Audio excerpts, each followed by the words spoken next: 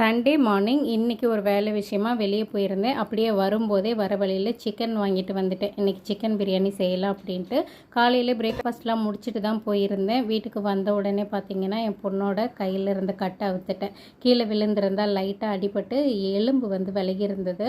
Open பண்ணும்போதே ஏதாவது infection ஆகிருக்குமோ இல்லை திரும்ப வலிக்குதுன்னு சொல்லுவாளோன்னு ஒரு பயத்தில் தான் ஓப்பன் பண்ணேன். பார்த்திங்கன்னா நல்லா கையை நல்லா ஷேக் பண்ண அப்பாடான்ற மாதிரி இருந்தது. நாட்டு வைத்தியம் செஞ்சுருந்ததுனால உப்பு புளி காரம் எதுவும் எல்லாமே அளவாக சாப்பிடணும் போடக்கூடாதுன்னு சொல்லியிருந்தாங்க. ஸோ அவளுக்கு ஒரு வாரமாகவே டயட்டு தான் ஃபாலோ பண்ணிகிட்டு இருந்தேன். இன்றைக்கி வாய்க்கு ருசியாக செஞ்சு கொடுக்கலாம் அப்படின்னு சொல்லிட்டு சிக்கன் பிரியாணி முட்டை தான் செஞ்சுருந்தேன். வாய்க்கு ருசியான்றதை விட வழக்கமாக சண்டேஸில் சிக்கன் பிரியாணி செய்வோம். அவளையும் குளிக்க வச்சு ஃப்ரெஷ்அப் ஆக்கி விட்டுட்டு தான் இந்த வேலையெல்லாம் செஞ்சுருந்தேன். அவளும் நல்லா இன்றைக்கி ரசித்து சாப்பிட்டா. இன்றைக்கி நம்மளோட டயட்டுக்கு ஒரு வேளை லீவ் விட்டாச்சு.